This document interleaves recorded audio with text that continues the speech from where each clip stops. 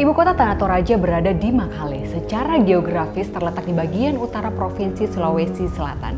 Berada pada 2 derajat lintang selatan dan 119 derajat sampai 120 derajat bujur timur. Wilayahnya tercatat seluas 2054,3 km persegi. Secara administratif memiliki 19 kecamatan, 112 lembang, dan 47 kelurahan.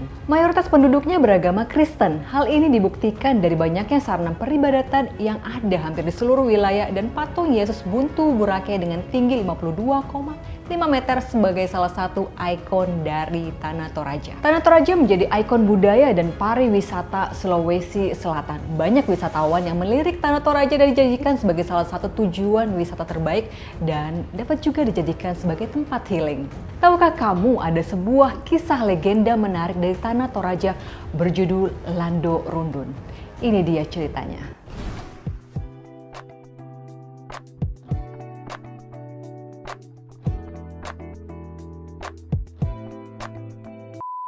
Terkisah seorang gadis cantik jelita yang memiliki rambut panjang terurai 300 jengkal bernama Lando Rundun. Memiliki seorang ayah yang bernama Solokong sedangkan ibunya bernama Lambe Susu Sesean.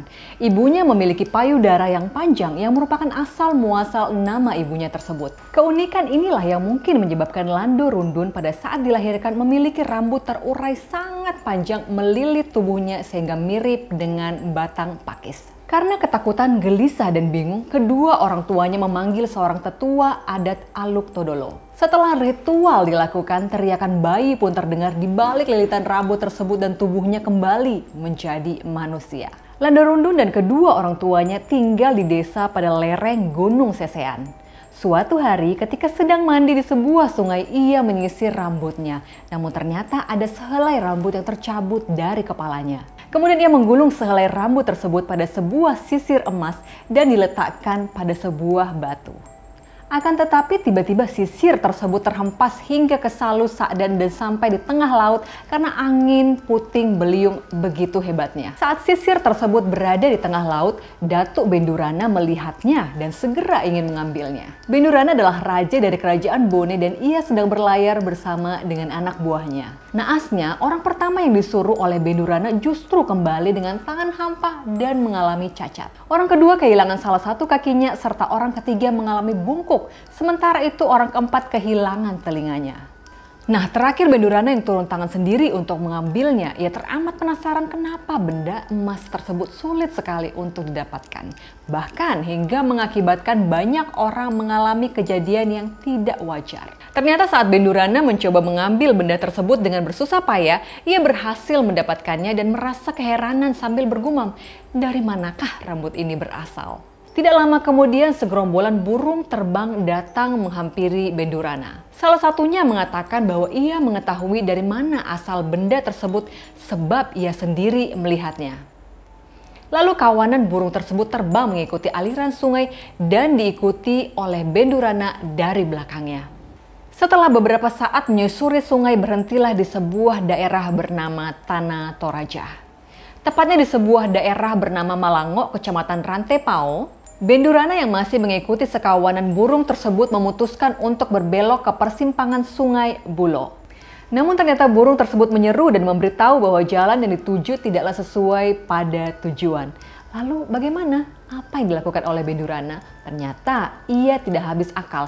Ia membelokkan perahu kemudian mengubah arah tujuan menuju Minanga, Kecamatan Tikala. Lalu ia membuang saut tepat di dekat batu Sangkian Lembang yang memiliki makna batu tempat menambat perahu. Kemudian Bendurana turun dari perahu dan menanam pohon mangga karena lebih mudah tumbuh serta berbuah. Setelah itu Bendurana melanjutkan perjalanan ke utara sampailah ia di Bubun Batu, Desa Pangala, Kecamatan Rinding Alo. Di tempat itulah ia langsung bersua dengan Lando Rundun. Kemudian Lando Rundun bertanya kepada Bendurana melalui sebuah pantun yang maknanya seperti ini. Apa maksud Bendurana datang kemari hingga menempuh jarak yang begitu panjang? Apakah ia membawa piutang dan hendak menagihnya? Bendurana menjawab bahwa ia datang untuk melihat pemilik dari rambut emas. Ia akan mendampingi Lando Rundun. Namun Lando Rundun menjelaskan bahwa tidak ada artinya sama sekali jika ia mendekat sebab ibunya tidak memberikan izin. Mendengar jawaban tersebut, Bendurana kecewa dan kembali menanam pohon mangga. Siapa sangka pohon tersebut tumbuh subur dengan cepat sekali berbuah dibandingkan dengan pohon mangga yang lain. Ketika buah mangga tersebut masak, ia memiliki ide untuk bersembunyi di puncak gunung, mengintip dari atas, dan kebetulan Lando Rundun turun ke sungai untuk membersihkan rambutnya. Tidak ingin membuang waktu, Lando Rundun menjolok salah satu buah mangga dan menyantapnya sambil berjemur dan menyisir rambutnya. Bendurana yang menantikan hal tersebut turun ke hadapan Lando Rundun dan seolah menyindir.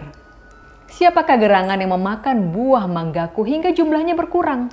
Mendengar hal tersebut, Lando Rundun merasa tersinggung. Mengelak bahwa yang menjaga mangganya adalah anak gembala kerbau, jadi kemungkinan satu di antara anak gembala kerbau yang memakan buah milik Bendurana. Kemudian Bendurana memanggil semua anak gembala dan menanyai satu persatu siapa yang memakan mangganya.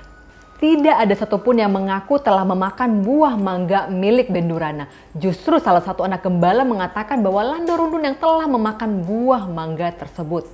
Mendengar hal itu, Lando Rundun akhirnya mengakui perbuatan yang telah dilakukannya. Ia juga menjelaskan bahwa ia telah melahapnya, kemudian Lando Rundun mengatakan hukuman apa yang pantas ia dapatkan sebagai penebus kesalahan. Mengejutkan sekali, ternyata Bendurana meminta untuk menikahi Lando Rundun. Ia pun menyetujui hal tersebut. Pada saat itu Bendurana tidak ingin ibu Lando Rundun ikut. Sehingga ia memiliki ide untuk melubangi tempat air sehingga ketika sang mertua hendak mengisi air, wadah yang digunakan tak kunjung penuh. Ternyata ide cemerlang Bendurana berhasil. Tampak sang mertua yang tengah mengisi air minum sudah berkali-kali tidak terisi penuh juga. Kesempatan itulah yang dimanfaatkan oleh Bendurana. Tanpa membuang-buang waktu, Bendurana langsung membawa Lando Rundun untuk ikut bersamanya. Beberapa saat kemudian Lambe Susu menyadari bahwa anaknya telah berangkat. Kemudian ia pergi ke Mata Bongi untuk menyaksikan keberangkatan anaknya, tapi tidak dapat melihat apa-apa sebab tempat tersebut sudah sangat gelap. Lando Rundun dan Bendurana melanjutkan perjalanan mereka menuju Bone. Sesampainya di sana mereka melangsungkan pernikahan di Bone. Pernikahan tersebut menampilkan berbagai jenis pesta adat. Namun saat pesta berlangsung, Lando Rundun tidak tampak tersenyum walau sedetik saja. Hingga datanglah seorang yang sengaja membawa gagak yang kaki sebelahnya sengaja dipotong dan diletakkan di halaman rumah. Burung gagak tersebut melompat terpincang-pincang hingga terlihat lucu. Pada saat itulah Lando Rundun dapat tertawa terbahak-bahak menyaksikan tingkah lucu si gagak. Sejak saat itu Lando Rundun dan Bendurana hidup bahagia, penuh rukun dan damai bersama. Demikianlah cerita Lando Rundun dari Tanah Toraja. Semoga dapat memetik hikmah yang terkandung di dalamnya. Yang terpenting, jika kamu memiliki keinginan, maka jangan putus asa, tetap gigih dalam berjuang. Mohon maaf jika terdapat banyak kekurangan dalam cerita legenda dari Tanah Toraja ini. Kita ketemu lagi di video selanjutnya. Bye.